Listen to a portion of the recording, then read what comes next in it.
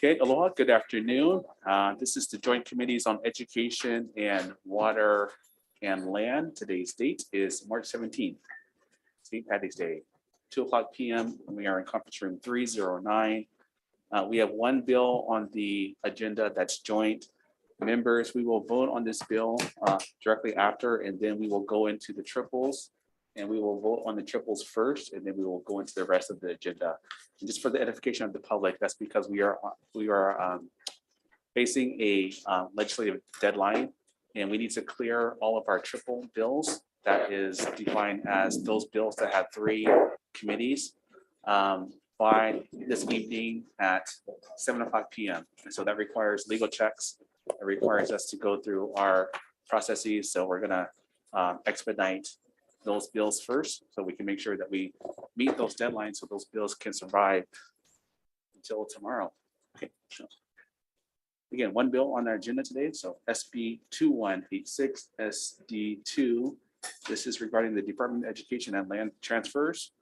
First on our list, we have DLNR providing comments. Good afternoon, chairs. Vice Chair is Russell Tsuji for the Department of Land and Natural Resources. We provided comments and we offered an amendment. And what we're seeking is, because of the volume of deeds that will probably be required, we're asking that the legislation be amended to provide for reversionary interest back to the grantor when the land is no longer needed for school purposes, number one. Number two, all costs of conveyance be borne by Department of Education. And 3, we offer an alternative that this legislature might consider is to do the transfers that will make it a lot more efficient and less cumbersome and less costly, is do the transfer by operation of law. And all we ask is that it also contain a reversionary interest back to the grantor when it's no longer needed for school purposes. I'm here to answer any questions you may have. Thank you. Thank you so much for being here. Next, we have Superintendent Hayashi providing comments or providing testimony and support.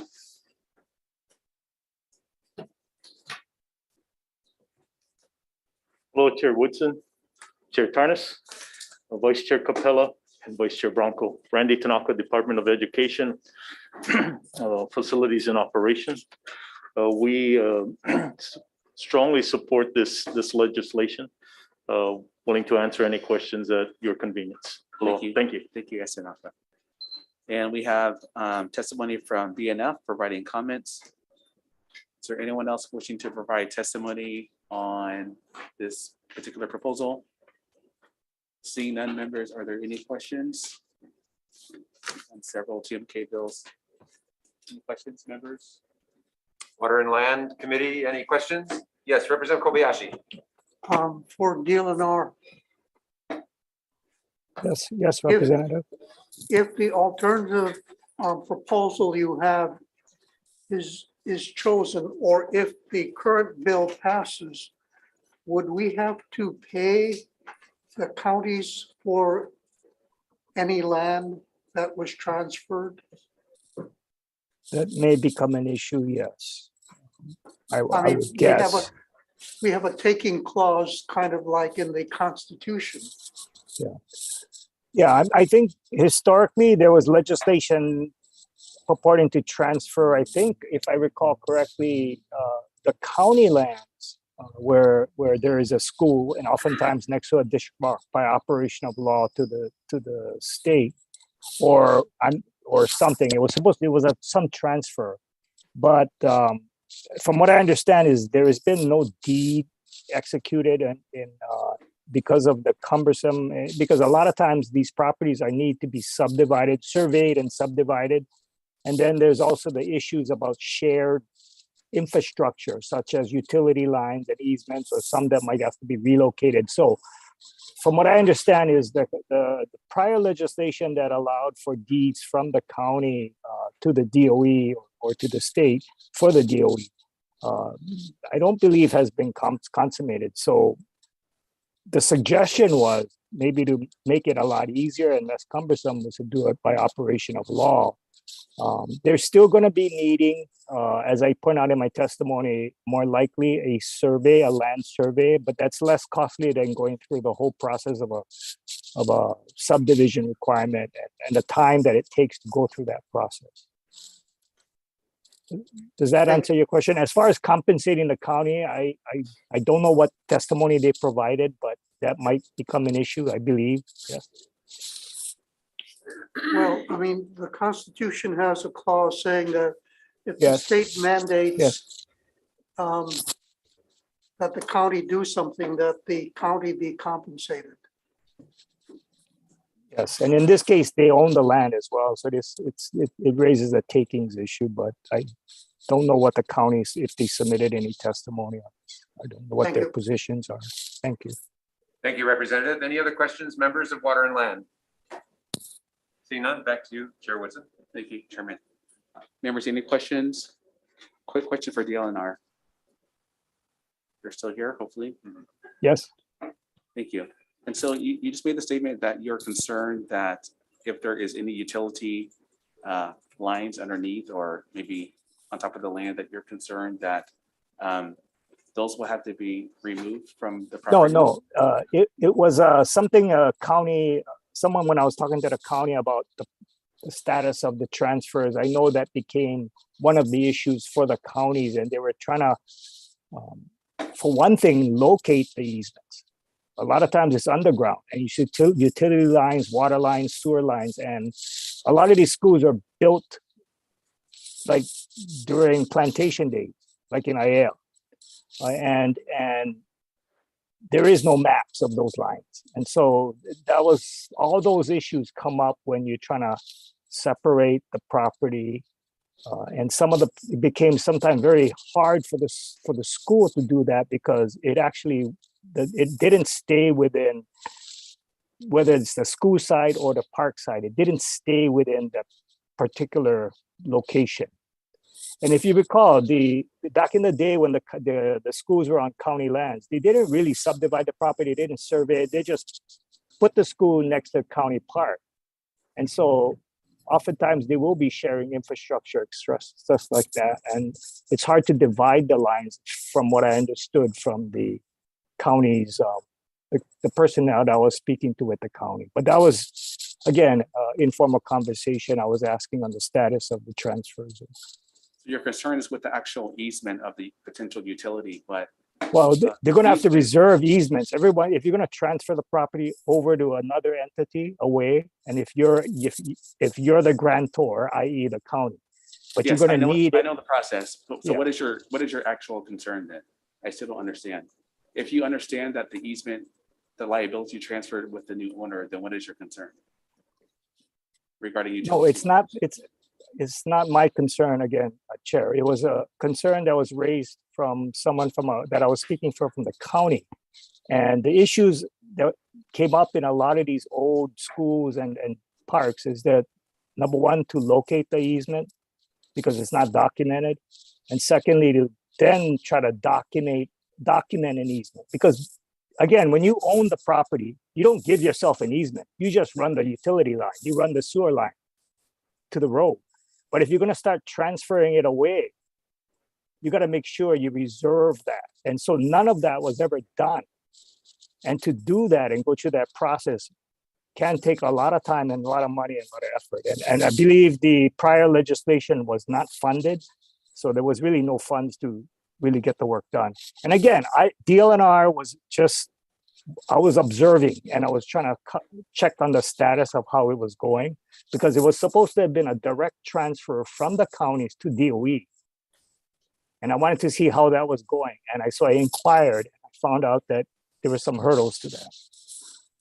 Again, I shouldn't really be commenting because I'm just telling you what I know about how hard it can be when you try to require the deeds. Because the last time they tried to do that in legislation, there was a bill requiring counties to transfer the school lands, a certain amount of school lands over to DOE directly. I don't believe it occurred. And maybe the DOE representative can comment on that as well. I do know that some of those transfers are actually happening as we speak. But lastly, I want to ask you a question about You said that there might be challenges, but this bill articulates that these transfers be done through a quitclaim deed. And so oftentimes that does expedite the processes. Granted, there will be potentially some challenges, but do you think that that takes care of some of your concerns with regards to how cumbersome the process would be? A quick claim deed makes it easier, yes. Thank you. Members, any other questions? Quick recess.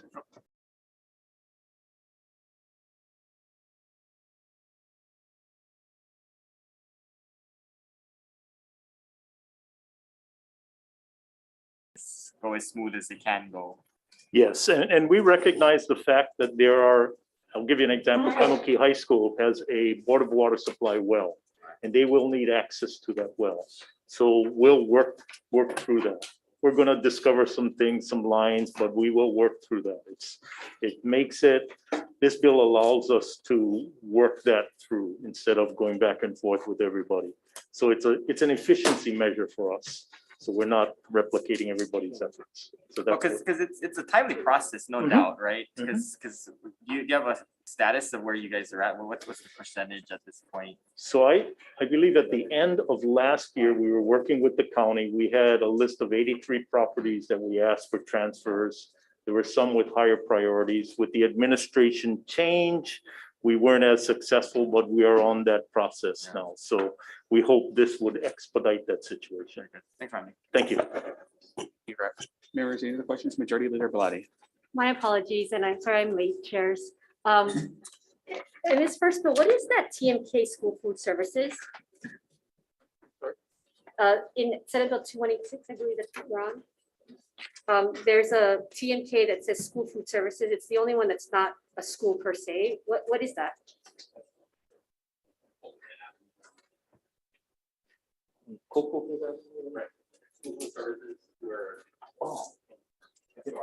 It's a facility that sits on, so that it's a school food service operation. Okay, Yeah, that's all. It's that just- services all of the schools. Correct. Okay, thank you. Thank you. Thank you, chairs. Thank you. Members, any other questions, either committee? Seeing none, quick recess.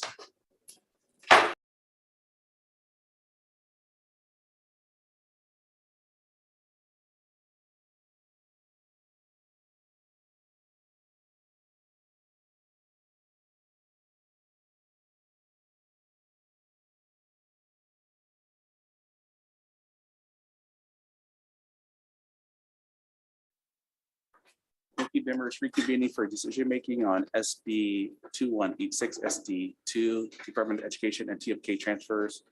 Members, Chair Chanes and I might need to massage some of the language a little bit later. But for now, we would want to move the proposal effective the date to July 1st, 2050. Questions, comments, concerns? Head members, Vice Chair for the vote, please. Voting on SB 2186 SD2, Chair's recommendation is to pass with amendments. Chair and Vice Chair vote aye. Representative Belatti. Aye. Representative Clark. Aye. Representative Costales. Aye. Representative Ganadin. Aye. Representative Gates. Aye. Representative Hashimoto. Aye. Representative Ono. Excused. Representative Quinlan. Aye. Representative Takayama. Aye. Representative Yamane. Excused. Representative Okimoto. Excused. Chair, your recommendation is adopted. Thank you. Water Land, same recommendation, SB 2186 SD2 with amendments. Any discussion, questions? If not, Vice Chair for the vote. The recommendation of the chair is to pass SB 2186 SD2 with amendment. Chair and Vice Chair vote aye. Representative Ganadin. Aye. Representative Kobayashi. Aye. Representative Kong is excused. Representative Morikawa. Aye. Representative Ono and Representative McDermott is excused. The measure is adopted. Thank you, Chair. Okay, members, continuing on the agenda, next we have SB 3209 SD2 regarding the Department of Education and Professional Development. First up on our testifiers list, we have the Department of Education providing testimony and support. Superintendent Hayashi. Good afternoon, Chair Woodson, Vice Chair Capello, and members of the committee. Keith Hayashi testifying on behalf of the Department of Education. The department stands on its written testimony in support of this measure. Thank you for the opportunity to testify. Thank you for being here. Next, we have the University of Hawaii providing testimony and support. have Budget and Finance providing comments. Charter schools in support. Good afternoon, Chair Woodson, Vice Chair Capella, members of the committee. The Public Charter School Commission stands on its written testimony in support of the bill and respectfully asks that we ensure that our public charter school teachers are included in this bill as well. Thank you so much. Thank you so much for your testimony. Next, we have the Teacher Standards Board providing testimony in support. We have HSTA providing testimony in support. Hello, Chair Woodson, Vice Chair Capella, and members of the committee. I regret that I'm unable to be there with you in person, but hope that with the Capitol now being open, we're beginning to see the end of this pandemic and its ill effects. One of those ill effects was the loss of 21 hours of job-embedded professional development that we'd seen since 2013. This resulted in our members taking home smaller paychecks and being left with less time to get important professional development completed. Schools were using this time to get important work done, like working on WASC accreditation reports and visitations, or having deeper dives into data to help influence the direction of their schools that their schools should be taking. Now into the third year of the pandemic, the department wants to focus on addressing social emotional learning for our students and getting them back on track. This doesn't happen effectively by just saying it's going to happen, but by making sure time is provided to ensure proper training takes place to make it a reality. HSTA asks that you please support this bill, and I stand ready to answer any questions. Mahalo. Thank you for being here with us. We have testimony from about 75 individuals, all in support. Is there anyone here wishing to provide testimony on SB 3209 SD2? PD. Members, are there any questions? Vice Chair? For the DOE?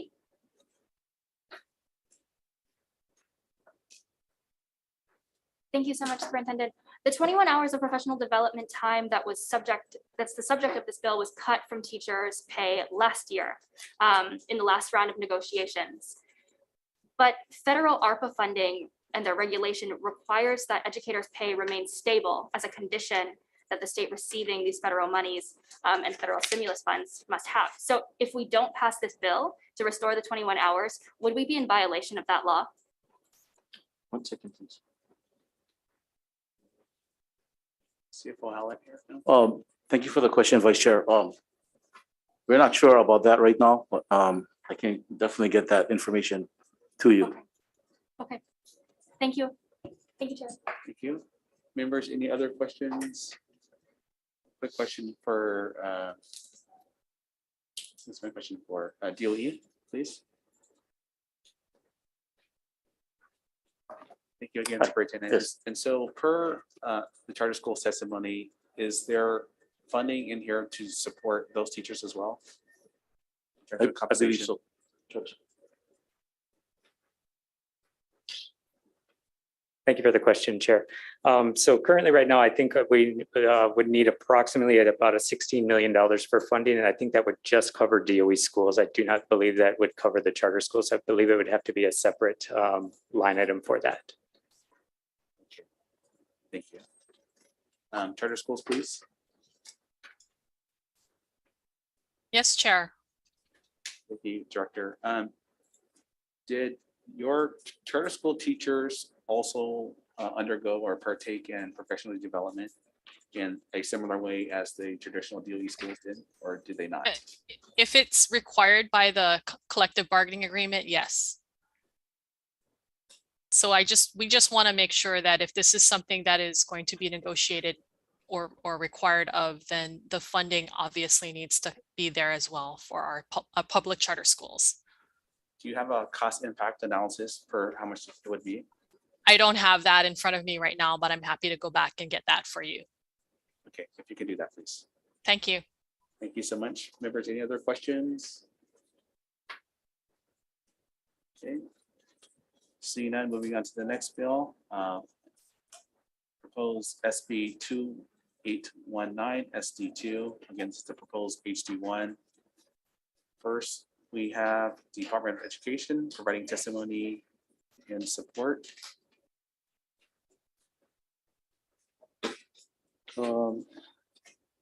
Chair Woodson, this is just to clarify SB 2819 SD2.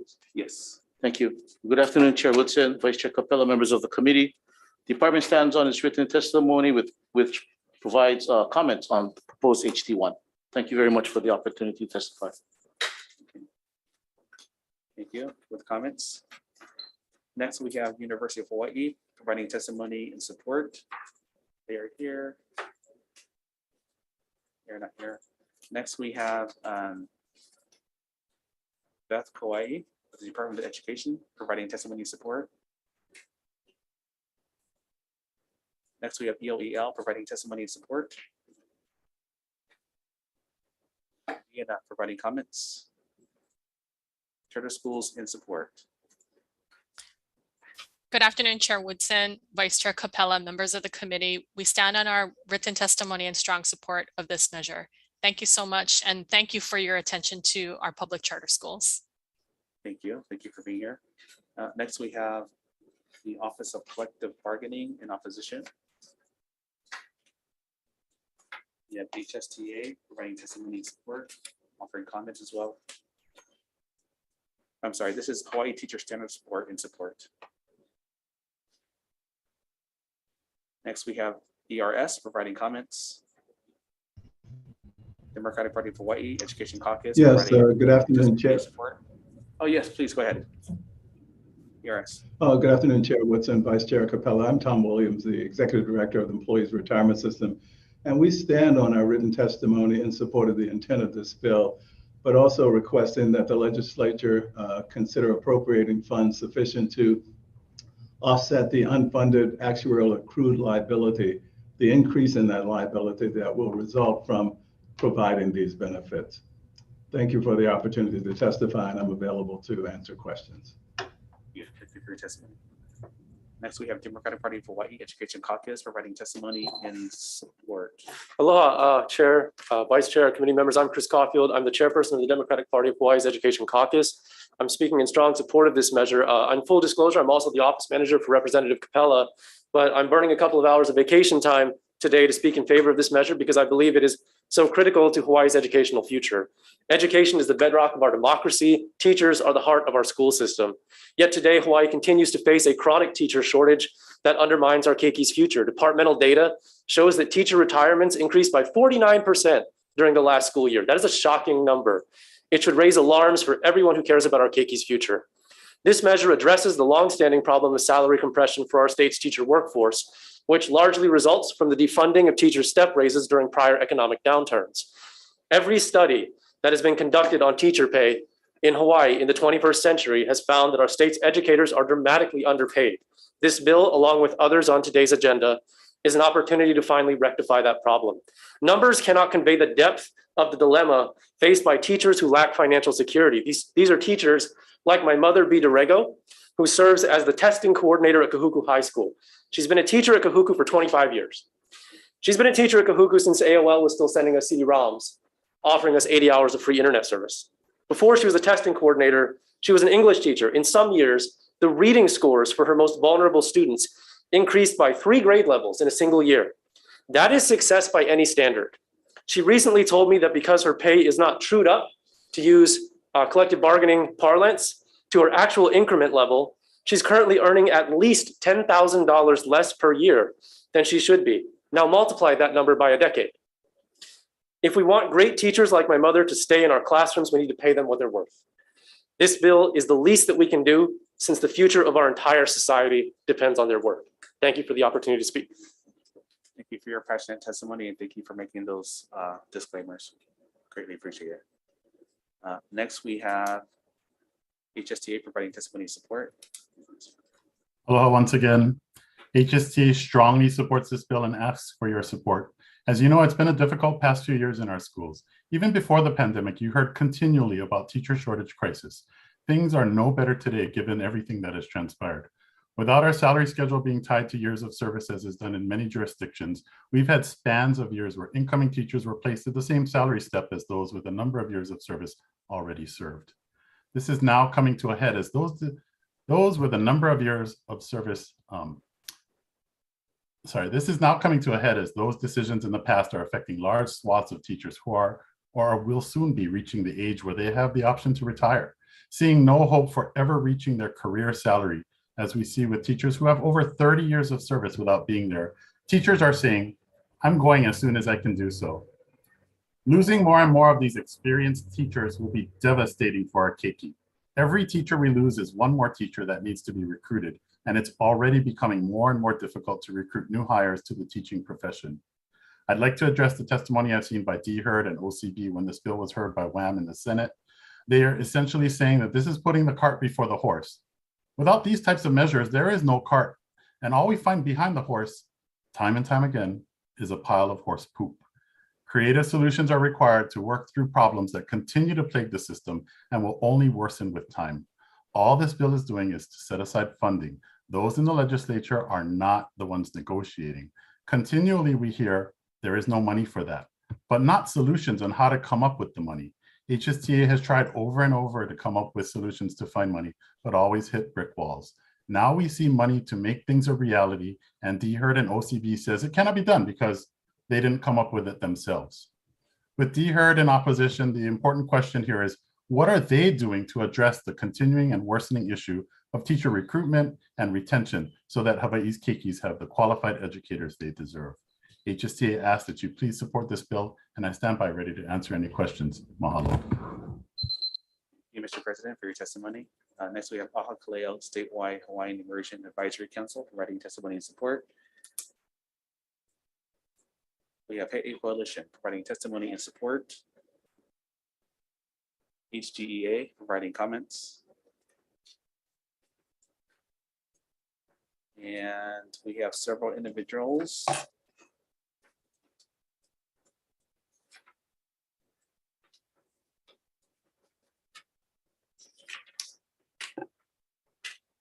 About 5 pages, members of individuals all providing testimony and support. Is anyone wishing to provide testimony on this proposed SB 2819? Yes, please go ahead. Aloha, Laverne Moore, special ed teacher at McKinley High School, speaking on behalf of the McKinley High School Special Ed Department. We strongly support this bill. This is very touching for me. Hawaii does not pay teachers based on years of experience and satisfactory evaluation, but rather on a series of pre-negotiated steps, increases throughout their careers as part of a collective bargaining agreement. Why is this? Well, let me tell you a history. About 40 years ago, I was a strong teacher advocate walking the halls here, advocating on behalf of our educational system.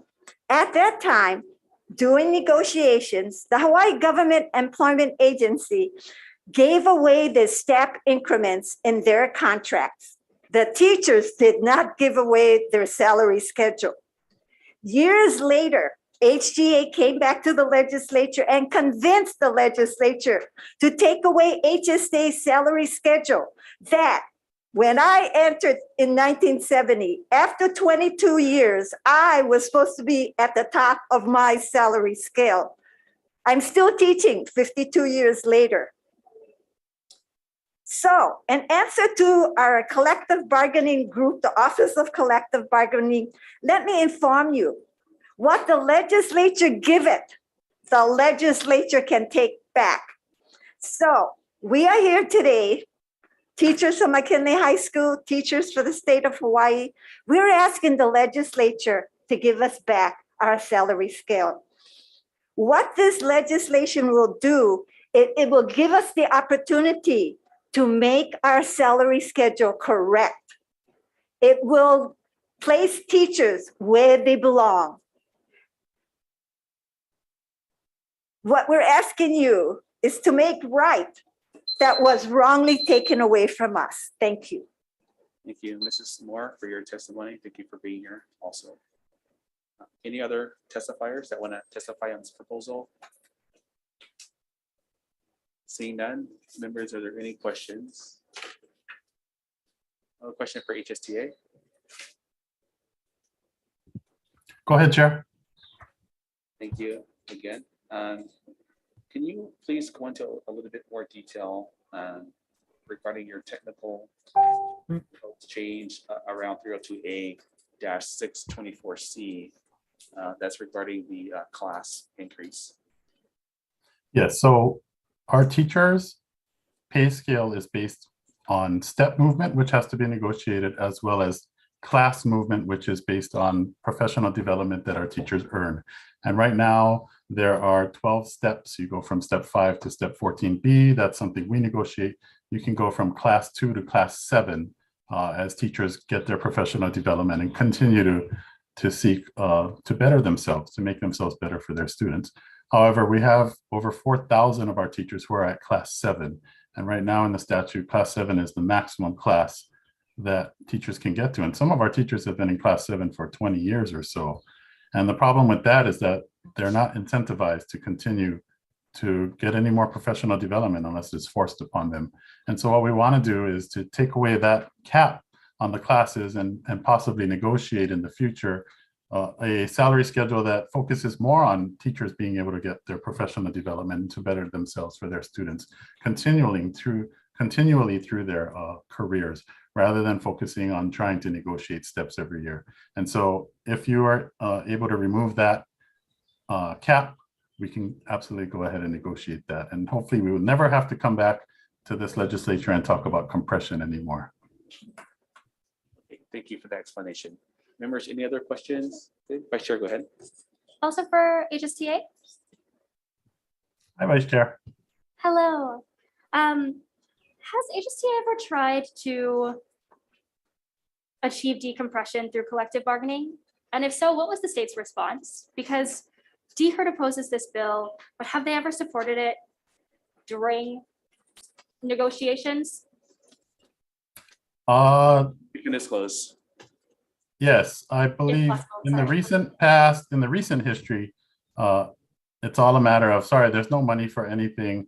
We just have whatever money we have available for everyone else, you get the same amount. And so you have to work it out like that. And that's been problematic for us because if you want to make these changes that absolutely require more than just what everyone else is getting, and if we're trapped in that bucket where everyone has to get the same, we're not going to get anything. We're not going to get anywhere. And so DHERT is not willing to engage in those discussions at all as we've been at the negotiating table.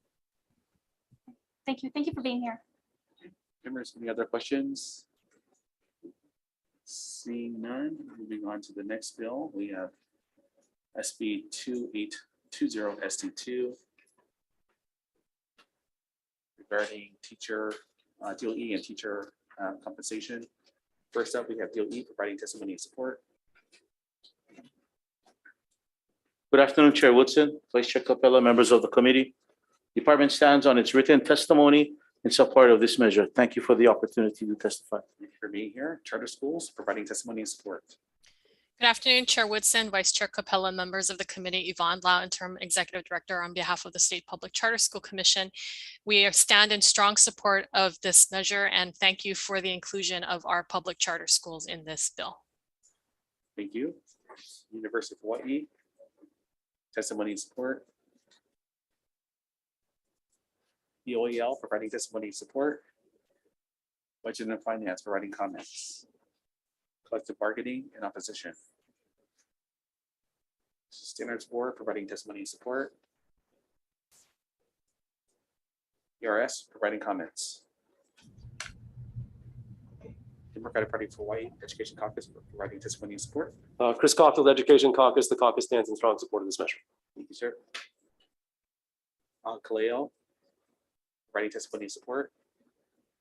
HSTA testimony and support. Hello, one more time. HSTA strongly supports this bill and asks for your support. Since 2020, teachers across the state have been fortunate to be receiving shortage differentials for special education, Hawaiian immersion, and geographic hard-to-fill locations. Data from the department shows that this has been a successful endeavor and shows that it should continue. The special education shortage differential has seen certified special education teachers move from regular education back to special education and is also creating a demand in teacher prep programs for special education. University of Hawaii College of Education, for example, is offering a new Bachelor of Education in Special Education degree starting this coming fall, and other special education teacher prep programs have had waiting lists after the shortage differentials were first implemented. As for Hawaiian immersion, it's extremely difficult to find kumu who have the language skills, the education credentials, and the desire to take a job which requires translating everything from English to Olelo Hawaii, as ready-made materials are not generally available. Lastly, the geographic hard-to-fill shortage differentials are helping to recruit and retain teachers in areas that have students who have just as much right to highly qualified educators as any other student throughout the state. This is helping to fulfill that need for equity. We appreciate that the Board of Education has made this a priority since 2020, but continuing to have to ask the BOE to make the DOE scrounge for these funds only keeps our educators on edge as they try to plan whether to stay or leave their position for the following year. My comments from the last bill remain the same regarding DHERD and OCB's position on this matter. HSTA asks that you please support this bill, and I stand ready to answer any questions. Mahalo. For being here. Hey Coalition providing testimony and support. We have Early Childhood Action Strategies providing testimony and support. Special Education Advisory Council and support. We have several pages of individuals all providing testimony and support, one individual providing testimony in opposition. Does anyone like to testify on this particular bill? Seeing none, members, are there any questions? A question for HSTA. Hi, Chair. Hi, thank you again for being here. Thank you for your testimony, both written and also what you articulated. Can you go over some of the hard data that shows that these differentials have in fact led to increases in some of these roles? Absolutely. Got that. Some of the latest data that we're aware of is that there's been a 16% increase in the number of licensed special education teachers, a 45% decrease in the number of non-licensed special education teachers, a 43% decrease in the number of special education teacher position vacancies, 43% decrease in vacancies. That's amazing. As for geographic hard to fill, hard to staff, there's been an initial 38% decrease in the number of vacancies there. 38%, 2% increase in the number of licensed teachers working in hard to staff geographic areas, and an overall increasing trend of filling teaching positions in hard to staff geographic areas, and a general maintenance of the teaching workforce. As for Hawaiian immersion, the numbers are so small, but there are upward trends for all of those things, especially the number of teachers whose classes are designated as Hawaiian immersion at Kaiapuni schools, and those that are receiving the differential. I will note that more and more of our DOE schools are starting to implement Hawaiian immersion there, and so as we expand the number of schools that are offering this, we have a need for more teachers. And so we need to make sure that we can attract people into those positions. Okay, thank you. So this is a challenge that not only Hawaii is facing, but the rest of the country, but this is a solution that's yielding positive results. Absolutely, absolutely. Thank you. Okay, thank you. Members, any other questions?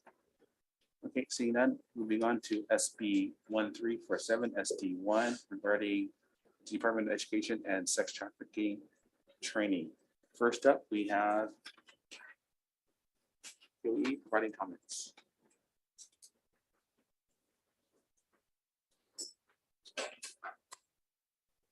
Aloha Chair Woodson and Vice Chair Capella and members of the committee. Dr. Yvonne Hummel of the Office of Student Support Services offering testimony on behalf of the Department of Education. The department stands on its written testimony and provides comments to this measure. Thank you for the opportunity to testify. Thank you for being here. Next, we have DHS providing testimony and support. Democratic Party of Hawaii Education Caucus providing testimony and support. I'm Chris Caulfield, chairperson of the Democratic Party of Hawaii's Education Caucus. I'm also the executive director for MU Alliance, which also submitted testimony in support of this measure. Speaking in strong support of the bill, this is a long-standing legislative priority actually for MU Alliance. During the pandemic, if I can switch hats, during the pandemic, demand for victim services to MU increased by 330%. That was driven by, in part, a five-fold increase in crisis calls from potential trafficking victims. As we say in our testimony, we've been in MU Alliance's testimony, we've been a leading provider of anti-sexual exploitation education in Hawaii schools for a number of years. We teach about 10,000 students each year about the perils of sex trafficking and the commercial sex trade. When we provide anti-trafficking instruction in DOE schools, Students report themselves or someone they know to be at risk of exploitation at a 2-to-1 ratio, 2 victims for every class that we teach. Teachers, in turn, frequently request information and assistance in meeting the needs of traumatized students and preventing children from being ensnared by our state slave trade. So to be clear, the survivors that we serve have endured complex and overlapping trauma, and in some cases, we work with survivors who couldn't even remember their own names. This measure is an effort to increase school-based sex trafficking prevention by requiring the DOE to offer trauma-informed evidence-based training to school staff about sexual exploitation. The training called for could be performed by victim service providers, many of whom would gladly provide it for free, and many of us actually already do. EMU Alliance is also a leading voice on the Hawaii State Coalition for Human Trafficking. It's a leader on several subcommittees, including the one on prevention education. It's our understanding on the statewide task force that's run by the Attorney General's office that DHERD has offered assistance in producing anti-trafficking training materials for educators that would meet the requirements of this bill. School communities are often targeted by traffickers. Educators are perhaps the professionals best equipped to spot the warning signs of exploitation. Passing this measure would strengthen their ability to stop our children from being harmed by our state's slave trade. Thank you so much for the opportunity to speak. Thank you for being here. Thank you for your testimonies. Next, we have Hawaii Children's Action Network Speaks, providing testimony and support.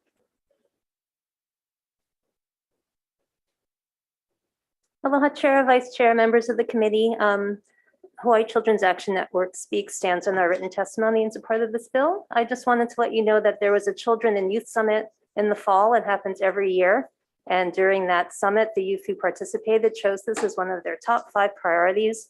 They expressed their concerns that they could be victims of sex trafficking. So they want this in their schools. I urge you to respect their wishes. Thank you. Thank you so much for your testimony.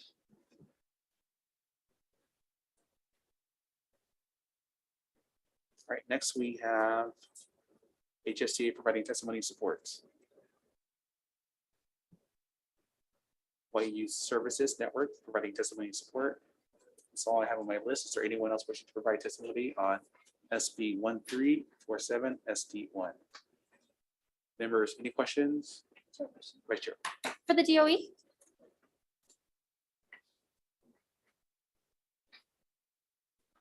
Thank you so much. Thank you for testifying. Prior to becoming a member of the state legislature, I worked as a service provider for survivors of sex trafficking. I've also done a number of trainings for students across the state. And oftentimes when I talk to students and when I give presentations, there are students who will self-identify. And anytime I've spoken to a teacher, there are a number of teachers who talk about the fact that if a student self-identifies, which oftentimes they are first responders, they have no support from the DOE. They don't know any information. They don't know where to turn to. So it says in your testimony that you're working with people. And I know these organizations, they're great, but it obviously shows that there's a lack. So how do you communicate what you're doing at the DOE to the individuals who are the teachers who are the first responders? Because I think that there's a lack of communication. So we work very closely with the teachers and the staff. And we have these agencies that we work with that do go in and provide these classes and education within the classes for the students directly. We offer with the counselors, et cetera, if they know there's a student that's been self-identified, they can immediately go to that counselor who then has the supports that's necessary to reach out to some of the outside agencies and then within our own SBBH components that would work with the student.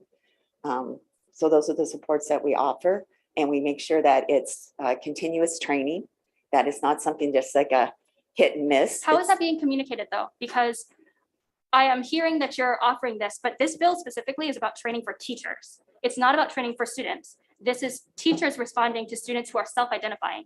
And every teacher that I've ever spoken to does not know who to turn to. So you are not communicating, is what I'm trying to communicate to you. Okay, I understand. We began this summer a program that's called Aloha and Welcome Back to Safety, especially with mental health aspects for students and staff. So staff was provided training, I want to say it was mid-July of this past summer, that talked about the safety. It went through protocols of suicide. It went through the signs of possible suicide. We had packets, training packets that went out to those teachers that participated. They have banners that they were able to put within the community of the school so that they would know that there is a safe place to go. The teachers were provided after the training excuse me, after the training. It's like little stickers, posters that could go in the classroom, on the classroom door. Principals, SASA, janitor, whoever took the training, had the potential and know the protocols of possible suicide awareness steps and what they need to do to help support that student. And so that, I don't have the number right off the top of my head of how many participated. Then we did a follow-up training first semester that also provided additional next steps training and supporting mental health, which does include possible suicide. Okay, is there a space where if an educator has a student that self-identifies that they can go to on your website, any communications that way, so that there's a Yes. list of service providers? Because I'm looking at certain teachers in this room here, and I'm seeing confusion on their faces. Okay. Yes, we do. It's on So our that's why website. I think that's what this bill is really important. It's to address that confusion so that everyone knows, because I represent a neighbor island, and I know that my neighbor island teachers haven't gotten this training. Thank Okay. you very much. Thank you, Chair. Vice Chair, member, any other questions? Okay, seeing none, moving on to SB 2823 SD2 Psychologist Incentive Program. First up, we have ENF providing comments. Collective bargaining in opposition. Opposition. Okay. DOE providing comments. Good afternoon, Chair. This is Senate Bill 2823, correct? Yes. Okay. Good afternoon, Chair Woodson, Vice Chair Capella, and members of the committee. Sean Bacon, Interim Assistant Superintendent for the Office of Talent Management, testifying on behalf of Superintendent Hayashi and the Department of Education. The department stands on its written testimony in support of Senate Bill 2817, Senate Draft 1, is available to answer any questions. Thank you again for your opportunity. Thank you, guys, Bacon, for being here. Next, we have HSTA providing testimony and support. FAA Coalition providing testimony and support. HGEA providing testimony and support. Hawaii Association of School Psychologists providing testimony and support. Hi, Well, my name is Leslie. Can I testify on here? yes, please go ahead. Okay, my name is Leslie Bonnick. I'm with the Hawaii Association of School Psychologists. Thank you, Chair Woodson and representatives for allowing me to speak today. I stand in support of my written testimony, and I just wanted to make a couple of comments about the opposition. Unfortunately, HGEA Unit 13 educators, our contracts are not negotiated with the Department of Education. They're negotiated with the governor's office, and as such, we are not afforded any negotiations with the Department of Ed. The fact that HGEA, HSTA, and the Department of Education have been supportive of this bill, not only this session, but in previous sessions, attests to that. In addition, the National Teacher Certification Incentive Program was also done legislatively. Hawaii is experiencing a massive shortage of school psychologists and has since the Felix Consent Decree, which created our position. In having this bill, it can help recruit and retain highly qualified school psychologists, which Hawaii's keiki desperately need at this time. I'm also available to answer any questions. Thank you. Thank you so much for being here. We have testimony from about 25 individuals, all testimony in support. Is there anyone else wishing to provide testimony on SB 2823 SD2? Members, any questions? Quick recess.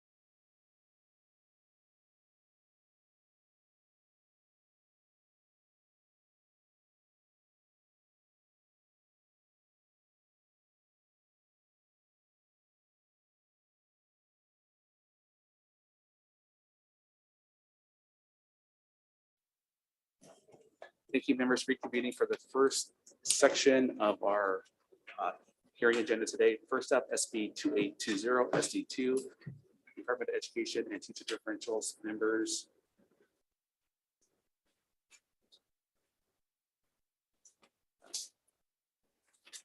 Second, please. Did I say? Okay, 2020. Okay. Members, we will go ahead and pass this unamended. Questions, comments, concerns? Vice Chair for the vote, please. Voting on SB 3209 SD2, Chair's recommendation is to pass as is. Chair and Vice Chair vote aye. Actually, I made a mistake. Oh, okay. I said SB 2820 SD2. Okay. Okay, I'm sorry. So I'll go back.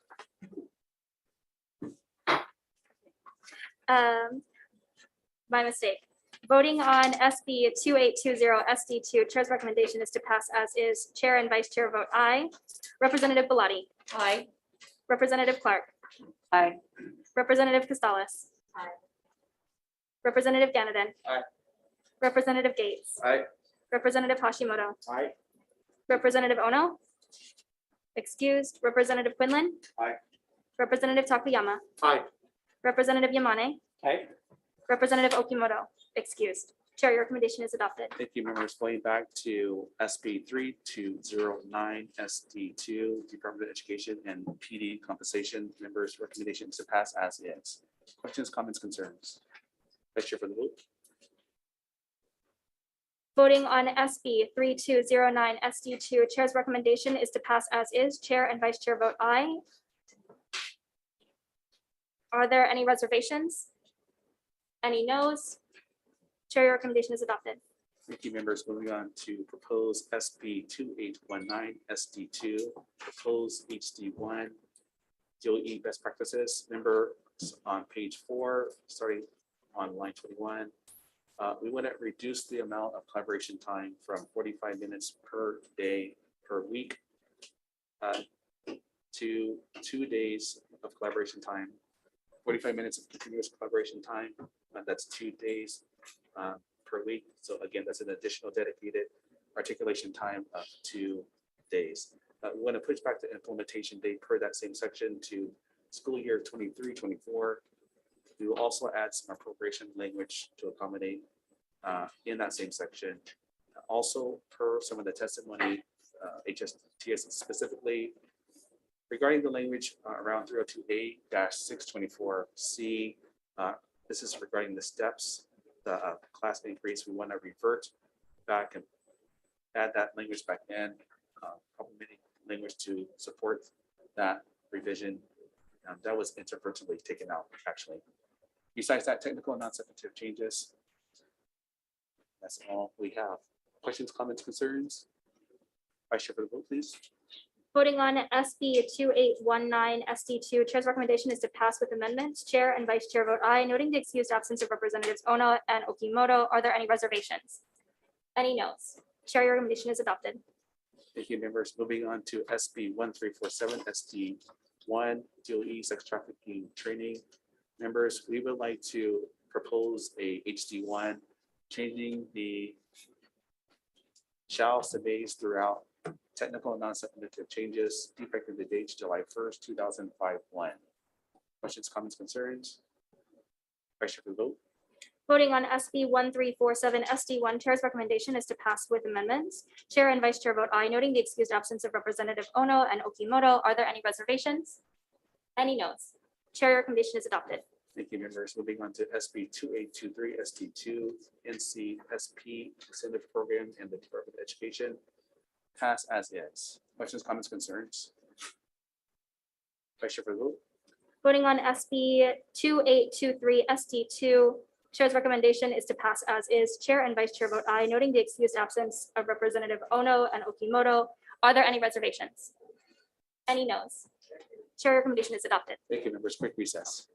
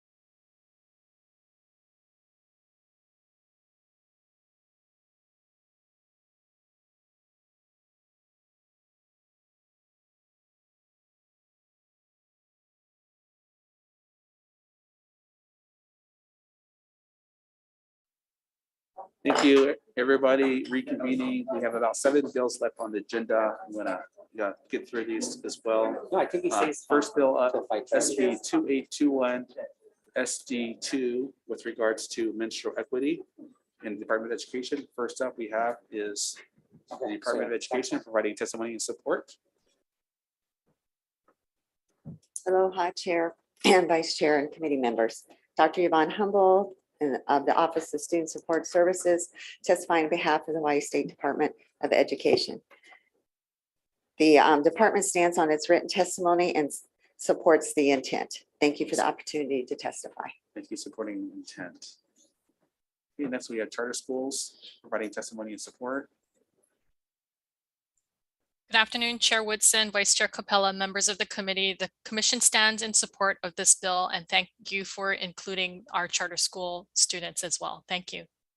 Thank you for being here. Next we have DHS providing testimony and support via Zoom. Good afternoon, Chair, Vice Chair, and the members of the committee. Imari Hall, Department of Human Services, Policy Director, testifying on behalf of Director Betts. DHS stands on its written testimony supporting the intent of this measure and deferring to the Department of Education and the State Public Charter School Commission. Thank you for the opportunity to testify. Thank you so much, supporting the intent. Next, we have State Council for Developmental Disabilities providing testimony and support. Kylie Swan, DD Councils. Send in testimony and support. Thank you. Thank you for being here. Next, we have BNF providing comments. Next, we have Hawaii State Commission on the status of women providing testimony and support. AAUW Hawaii and support. BGOC Hawaii and support. Rainbow Family 808 and support. Common Cause Hawaii providing testimony and support. WAL providing testimony and support. Stonewall Caucus of the Democratic Party of Hawaii providing testimony and support. Greenhouse. Chair. Yes, please go. Yes, thank you. Michael Galoyu Jr., Chair of the Stonewall Caucus of the Democratic Party of Hawaii.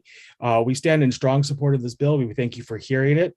We'd like to take this opportunity to thank all those youth advocates out there that have worked for years to get this bill to this point. Without their leadership and advocacy, we would not be here today. So on behalf of the Stonewall Caucus, we extend our deepest appreciation and gratitude towards them for being willing to step up to the plate, educate their fellow students, educate their teachers, educate the administration, and educate the public about this need. So we encourage you to pass this bill and let these students see their dream could become a reality. Mahalo. Thank you for your testimony. Next, we have Dreamhouse Charter School providing testimony and support. Democratic Party of Hawaii Education Caucus in support. Chris Caulfield, Chairperson of the Democratic Party of Hawaii Education Caucus. We stand in strong support of this measure and in solidarity with the children who've been fighting for years to get this done. Thank you so much. Thank you so much for being here. Ola Kahi providing testimony and support. HSTA providing testimony and support. Aloha, Chair and members of the committee. Laverne Moore speaking on behalf of Oso Tui, President of the Hawaii State Teachers Association. We stand in support of this bill, and we want to give a big shout out to our teacher, Millie, for all the work that she has been doing and the students. And as a teacher, we provide from our own pockets, we provide for our students. This is time that the state should help support and pay for this bill. Thank you so much for the opportunity to testify. Thank you so much for being here. Hawaii State Democratic Women's Caucus providing testimony and support. Lima Intermediate School Advisory Club. Testimony and support. Please come up. Aloha, Chair and Vice Chair. Thank you so much for having us today. My name is Sarah Milianta-Laffin, and for 3 years, amazing student activists have been fighting for menstrual equity in public school. I'd like to yield my time to my incredible students who are going to share with you today. Thank you. Good afternoon, Vice Chair Capella and Chair Woodson. Hi, my name is Bryce Lee Rio, and I'm a student from Lima Intermediate, and and I'm a non-bleeding ally. And I believe that all schools should have free period products for people who menstruate. The fact people use other products like diapers, leaves, newspaper, and toilet paper are ridiculous because the schools should not have the schools not having free menstruation products. The pricing for menstruation products is horrendous because the pricing for a 12-pack of pads is $6 to $10. How do you think a girl would be able to survive a whole week with 7 pads or even more? This is why I strongly urge you guys to pass SB 2821 to ensure equity and dignity to menstruation students. Thank you for listening and supporting SB 2821. And thank you so much for welcoming us here. Thank you so much for being here. Good afternoon, members of the committee. My name is Rizal Nicole Escoto. I'm sorry. And I am an 8th grade student at Lima Intermediate in Neva Beach. I strongly support SB 2821 SD2. It is common for people to experience several menstrual effects while they go through their monthly cycle, such as muscle aches, joint pain, headaches, abdominal cramps, constipation, lower back pain, fatigue, etc. While this may seem like an insignificant thing, it impacts their lives in many ways. It's bold and inspiring that they choose to go on with their lives despite it all. So why can't our government be bold as well? Passing SB 2821 SD2 would be a big step for all of us who menstruate. I believe this is true because not only will it be convenient for all of us, but it would also make a great impact and example for other states. Thank you for hearing our testimonies today. Thank you both for being here for your very articulate and impactful testimony. Thank you again for your advocacy as well. Next, we have testimony from the Ma'i Movement Hawaii, providing testimony and support via Zoom. Aloha, Chair Woodson, Vice Chair Capella, and members of the committee. I'm Nikki Ani of Ma'i Movement Hawaii. Mahalo for the opportunity to testify. Since the last time I testified in front of you, I had the opportunity to visit 4 of the 6 schools in our pilot and really see the impact myself. You have all the data about the improvements in my testimony, but it was really something else to hear from the students and faculty themselves. I ran into students in the bathroom when I was looking at our Ma'i spots that had products, and they were so thankful, but they said this was necessary. It needed to continue. And how before it literally, in their words, sucked when they had to cross their campus to go to the health room, wait to ask somebody to get a pad or tampon, then go to the bathroom, all the while bleeding and hoping that they didn't bleed through their clothes so that they would then have to go home. Or, you know, as Laverne had shared, staff that were also grateful because for years they had been providing products themselves. And as we know, even though they don't have much to spare, they do it because they know it keeps their students in school. And this is a basic need. But what was even more illuminating when I spoke to students and teachers was seeing non-menstruating students and allies advocating for their peers, and how students, faculty, custodial staff getting involved in distributing products throughout the entire school and really taking it upon themselves to restock. Now, while this is really encouraging, it really just speaks to the need. And so I thank you, Chair Woodson, Vice Chair Capella, and all the legislators that are supporting these efforts. And I implore you to pass it. This is not just about providing a product, but meeting a basic need, creating health equity, and normalizing a bodily function. Thank you. Thank you so much for your testimony. Next, we have Hawaii Women's Coalition providing testimony and support. Ahahui, oh, please go ahead. Ahahui Ona Kauka, Association of Native Hawaiian Physicians providing testimony and support.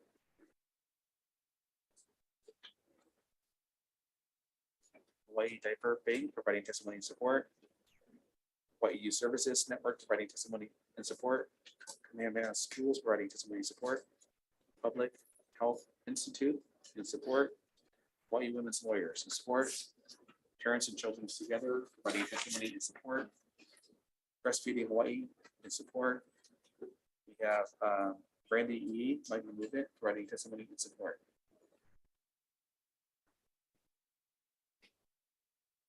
We also have testimony members from about 2 pages of individuals, all providing testimony and support. Is there anyone here wishing to provide testimony for this bill? Seeing none, members of any. Dear Chair Woodson, could I Please go testify? ahead. Yes. Dear Chair Woodson, Vice Chair Capella, and members of the Education Committee, we, all genders, can relate to the horror of a shishi stain. We quickly look for a book or anything to cover our okole. We sit on a water puddle on a bench and we explain, I promise, it's only water, not shishi. Now relate that shame to a bright red spot on our bottom that can easily be spotted far, far away. As shishi dries clear, a bright red spot dries into dark reddish brown crust that takes a Mulan effort to remove. Washa, washa, wacha! As I asked my daughter if her period ever leaked in school, she replied, many times. I asked, what did you do? She said, wrap a jacket around my waist, of course. Not everyone is able to bring an extra jacket to school to tie around our waist and get tie-dyed red. Female youth are already challenged with enough adversities in middle and high school. Providing period products will help alleviate big worry for young ladies and shift the focus to future aspirations. Happy St. Patrick's Day and lucky we teach. Mahalo. Thank you again. Maybe you should become a lobbyist or entertainer or both or all three. I don't know. I need to teach. Thanks. Thank you. Thank you so much. Okay, that's all we have on our list. Is there anyone else wishing to provide testimony? Members, any questions? Quick question for Ma'i Movement. If he is still here with us. Yes, Chair. Thank you. Can you provide some information on, do you have any data on how many students actually miss school because of these types of instances? Yeah, so in our pre-test data, we surveyed, or actually in both pre and mid-year surveys, we surveyed both teachers and students. So in the pre-test data, we found that 13% of students reported missing at least one school day because they lacked access to period products. For faculty, 1 out of 4 reported the same. For students that missed part of the school day, 22% said they missed part of the school day, and 1 out of 2 faculty said they witnessed the same. Okay, so this is having some significant impact on our students. Yes, and by mid-year, we found that there is an improvement in that reporting. So 7% improvement in students that said they missed at least one school day, and a 9% improvement in those that said they missed part of the school day.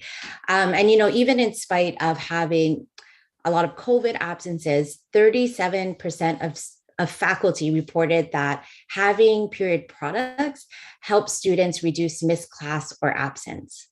And this was just in one semester. Okay, thank you for that data. Members, any other questions? See none. Moving on to the next bill, we have SB 2184 SD1. This is the digital learning bill. First up, we have DOE providing testimony and support. I'm sorry, could you use the Department of Education? Yes. Okay, please. sorry, thank you. Good afternoon, Chair Woodson and Vice Chair Capella. And members of the committee, Terry Ushijima, Interim Assistant Superintendent for the Hawaii Department of Education, testifying on behalf of Interim Superintendent Keith Hayashi. The department stands on its written testimony in support of this measure. Thank you for the opportunity to testify. Thank you so much for being here. We have BNF providing comments. Chamber of Commerce, Hawaii, providing testimony and support. Thank you, Chair, Vice Chair, members of the committee. Trevor Everzua with the Chamber of Commerce Hawaii. We stand on a written testimony and support and think that when students get digital learning opportunities early on, they'll be better off when they graduate and to enter the workforce and help the economy. So thank you for the time to testify and happy to answer any questions. Thank you for being here. Next, we have the National Federation of Blind of Hawaii providing testimony and support. We have Hawaii Broadband Hui, David Miyashiro in support. We have Kamehameha Schools providing testimony and support. That's all I have on my list. Is there anyone wishing to provide testimony? Seeing none, members, are there any questions?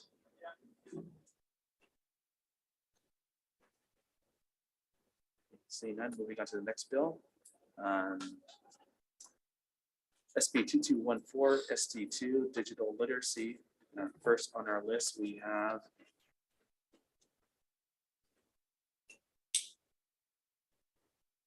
recess.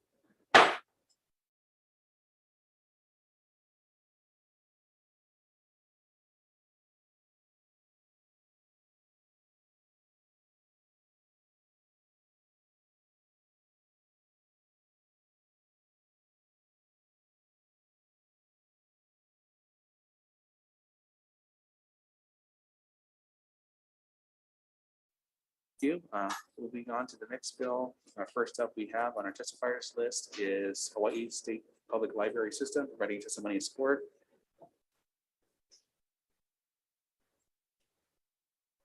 DVET providing testimony and support. EDN providing comments. Chamber of Commerce providing testimony and support. Thank you, Chair, Vice Chair, members of the committee. Again, Trevor Abrazuo, Chamber of Commerce, Hawaii. We stand on a written testimony and support. Thanks. Thank you. Hawaii Pacific Health providing testimony and support. Hawaii Broadband Hui providing testimony and support. One individual providing testimony and support. Is there anyone else wishing to provide testimony on this proposal? Seeing none, members, are there any questions? Is the state librarian here? Aloha, Chair. I'm virtual. Aloha. How are you? We are. Thank you, Chair. We stand on our written testimony for SB 2214, and we are excited that this actually formally recognizes the role that public libraries play in supporting digital literacy across the state and in all of our communities. And I'm happy to answer any questions you might have. Mahalo. Thank you. Members, any questions? Quick question for the librarian. Yes. Thank you. Can you give some examples of the work that you're doing in some of our communities around this space? We've been doing a variety of projects recently. We've added North Star, which is an online assessment tool that anybody across the state can use to figure out how much they know as it relates to email, using the internet, computers, and then there are classes that you can take to improve your skills. We've partnered with AARP, and we have had a Kapuna computer at your library time. We had a session in 4 different libraries across the state where Kapuna could come and they could ask for assistance in using their Mac, their PC, finding out how to use federal benefits to get internet connectivity and learn about the services that the state public library has. It was very successful, and we've had requests to see more opportunities like that. We have also worked with the Workforce Development Council to offer in-person classes that relate to the curriculum from North Star, and it is we've had several classes across the state for the public to come and to learn the basics of using the internet and getting familiar with opportunities on how to connect to the internet. And in those classes, we've also been able to partner to provide not only the class, but refurbished laptops to community members who come to those the very beginning sessions. So we also have our staff who every day are helping people who come into the library figure out how to get an email address, use a state agency's website, and make sure that they can connect to their benefits through the websites. And we're really looking to create more strategies that help support people in the way they learn. So one-on-one, more in-person classes as we move out of the pandemic, and then also online classes. Mahalo. Thank you. So this is to support your existing efforts and also to expand those efforts. Yes, thank you. Mm-hmm. Thank you so much. Okay, members, any other questions? Seeing none, going on to the next bill, SB 2826 SD2. This is DOE Industry Recognized Credential Program. We've heard this bill before. Senate version. First up, DOE and support. Good afternoon again, Chair Woodson and Vice Chair Capella and members of the committee. Terry Yoshijima, Interim Assistant Superintendent for the Hawaii Department of Education, testifying on behalf of Interim Superintendent Hayashi. We stand on our written testimony in support of SB 2826 SD2, and the department appreciates incentive funding for schools in which students attain industry recognized certificates. Thank you for the opportunity to testify. Thank you so much for being here. Next, we have BNF providing comments. Default comments. Next, we have Charter School Commission providing testimony and support. Good afternoon, Chair Woodson, Vice Chair Capella, and members of the committee. We stand on our testimony in support of this bill, and we thank you for the inclusion of our public charter schools in this new program. Thank you. Thank you. Chamber of Commerce, Hawaii, providing testimony and support. Thank you, Chair, Vice Chair, members of the committee.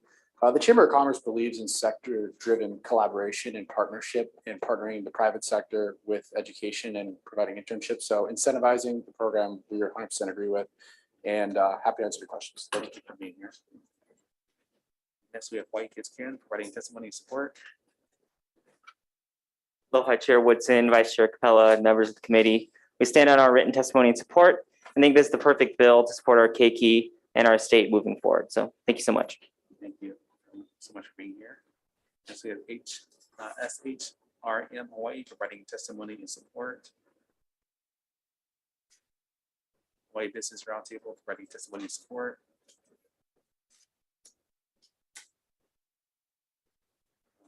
Several individuals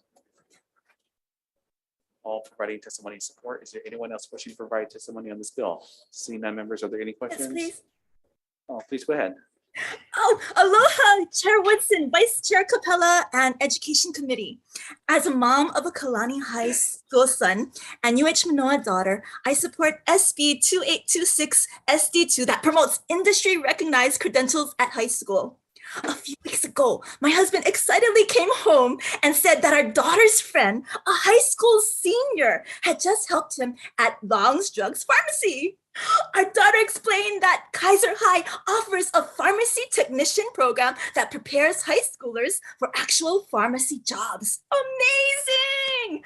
Let's help answer the teenage questions of why do I have to learn this? By gifting real experiences for viable careers that pay well to keep our kids living here in Hawaii. Let's continue to grow a win-win rainbow of opportunities that give reciprocal value to our students and the communities we live in. Go Bows and mahalo. Yeah. And again, well said. Very well said. Okay, that's all I have. Members, are there any questions? Pretty much taken care of in the testimony. All right, seeing none, moving on to the next bill, we have SB 2081, Commercialization Revolving Fund. First up on our list, we have DOE providing testimony and support. Budget and Finance providing comments. Chamber of Commerce providing testimony and support. Thank you, Chair, Vice Chair. We stand on our written testimony. Thank you for being here. That's all I have. Members, questions? Straightforward bill. Okay, next we have SB 2183 SD2 DOE and residency requirements. First, we have DOE providing comments. Good afternoon, Chair Woodson, Vice Chair Capella, and members of the committee. Sean Bacon, Interim Assistant Superintendent on behalf of Keith Hayashi and the Department of Education. The department stands on its written testimony and support and is available to answer any questions. Thank you again for the opportunity to testify. Thank you so much. Testimony and support. Okay, next, we have HSTA providing testimony in opposition. Aloha chairs and member of the committee. Laverne Moore speaking on behalf of Oso Turi Jr., President of the Hawaii State Teachers Association. The association opposes Senate Bill 2183 SD2. We thank the Senate committee for trying to amend this bill, but we still need to oppose it as it has come to our attention that some virtual teachers are being hired who actually live in another state. This is not okay. Employees of the Department of Education should be state employees with the protections and benefits afforded to us as state employees.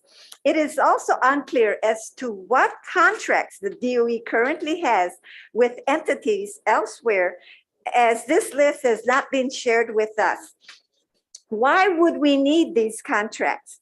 Do those type of workers not exist in Hawaii? It seems unlikely, maybe for some, but without us knowing what those contracts are, it is very hard for us to say. We have actually been pushing for the DOE to do less contracting, especially in regards to curriculum testing. And we have experts in Hawaii. Our teachers and other state employees are quite capable of doing this work. We see this as outsourcing. Don't we say in Hawaii, grow our own, use our own, and keep our own jobs in Hawaii? For our Hawaii workers, pay state taxes. When you outsource, those that are outsourced do not pay taxes to Hawaii.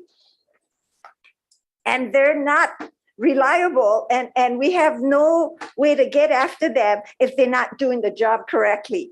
To support our teachers and other state workers right here in Hawaii, and signal a continued commitment to strengthening our public education and other state offices, the Hawaii State Teachers Association asks your committee to oppose this bill. Mahalo.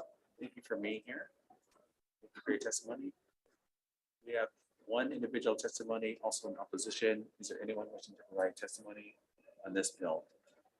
Members' questions? Quick question for DOE. ASP. Thank you, Chair. Thank you. Per the previous testifier's comments, are you or has the DOE hired any out-of-state teachers for virtual learning? So the department has hired people from out of state. They will apply through our application process. They may be residents of the mainland, but current state statute says that they must become a resident within 30 days of applying or of working. So at this point right now, they may have been a resident of the mainland when they applied and worked here, but they had to actually have been moved to Hawaii and work here with us at this point right now. And have you checked the status? Has everyone that you hired from the mainland now lived in Hawaii? Everybody that is, to my knowledge, yes, everybody that has been hired is here. Some may be actually here working and teleworking that are offering services to students for our virtual learning program, but they all have moved and have been here a resident in Hawaii. Actually have been moved to Hawaii and work here with us. Does this bill speak to teachers directly? Is there a carve out for teachers defined as? My understanding for the bill is it could be any type of an employee for the Department of Education. Would the department be opposed if we put in a carve out for teachers? No, I think that when you say opposed or a carve out for teachers, can you just explain what you mean by that then? I mean, we would state something to the magnitude that this provision would not apply for our educators, which means that you cannot exercise this waiver for teachers or teacher jobs. I believe that would be okay, Chair. Okay. Yes. A warm yes, not a hard yes. Soft yes. I think I need to go back and think about that a little bit further. I think at this point right now, a majority of our teaching was virtual while we were in the pandemic. We are in a transition right now to make sure that we're having in-person learning, but we are going to be looking at having possibly that virtual school. And I think the intent would be is to try to hire as many local residents at this point right now. I think it would possibly on very unique situations, but the way that the bill is we would have to go through the Board of Education and get approval for that also. So, I mean, there is several requirements that the bill is requiring before we could actually go and do that. It would have to show a hardship. What is the genesis of this bill?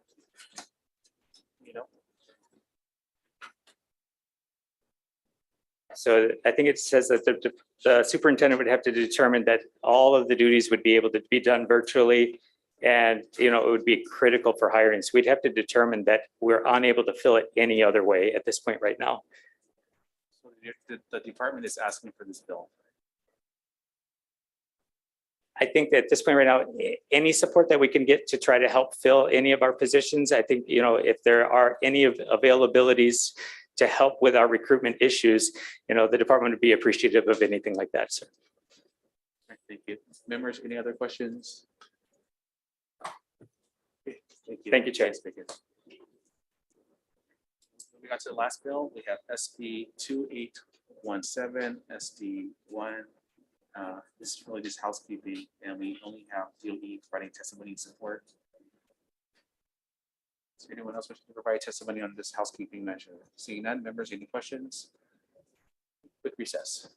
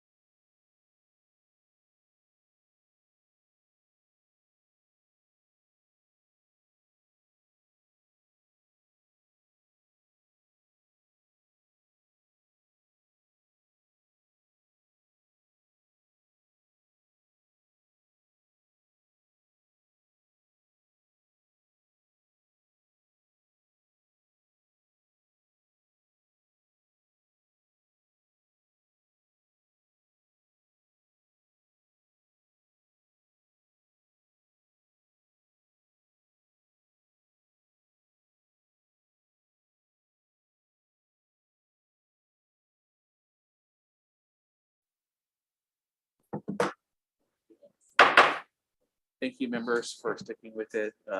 Reconvening for the remainder of the bills on the agenda today. First up, we have SB 2821 SD2, Department of Education and Menstrual Equity. There's a lot of eyeballs on this bill and some of the other proposals. We would like to recommend passing this bill through as is. Questions, comments, concerns? Vice Chair for the vote, please. Voting on SB 2821 SD2, Chair's recommendation is to pass as is. Chair and Vice Chair vote aye. Representative Belatti. Aye. Representative Clark. Aye. Representative Costales. Aye. Representative Ganadin. Aye. Representative Gates. Aye. Representative Hashimoto. Aye. Representative Ono. Excused. Representative Quinlan. Aye. Representative Takayama. Aye. Representative Yamane. Here, aye. Representative Okimoto. Aye. Chair, your recommendation is adopted. Thank you so much, members. Moving on to SB 2184, SD1 Digital Learning Center. Pass as is. Questions, comments, concerns? Vice Chair for the vote, please. Voting on SB 2184 SD1, Chair's recommendation is to pass as is. Chair and Vice Chair vote aye, noting the excused absence of Representative Ono. Are there any reservations? Any noes? Chair, your recommendation is adopted. Thank you, members. Moving on to SB 2214, SB2 Digital Literacy and State Libraries. Recommendations to pass unamended. Questions, comments, concerns? Vice Chair for the vote. Voting on SB 2214 SD2, Chair's recommendation is to pass as is. Chair and Vice Chair vote aye, noting the excused absence of Representative Ono. Are there any reservations? Any noes? Chair, your recommendation is adopted. Thank you. SB 2826, SD2 Department of Education and Industry Recognized Credentials, similar to a bill that we passed first time around, members, so recommending pass as is. Questions, comments, concerns? Vice Chair for the vote. Voting on SB 2826, SB2, Chair's recommendation is to pass as is. Chair and Vice Chair vote aye, noting the excused absence of Representative Ono. Are there any reservations? Any noes? Chair, your recommendation is adopted. Thank you. SB 2081, SD2, DOE Commercialization Revolving Fund, members pass as is. Questions, comments, concerns? Vice Chair for the vote. Voting on SB 2081, SD2, Chair's recommendation is to pass as is. Chair and Vice Chair vote aye, noting the excused absence of Representative Ono. Are there any reservations? Any noes?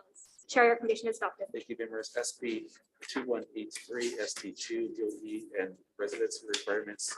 As mentioned, we're going to put in a provision stating that this shall not apply to teachers. So this exemption will not apply for any educators, teachers specifically, all teachers.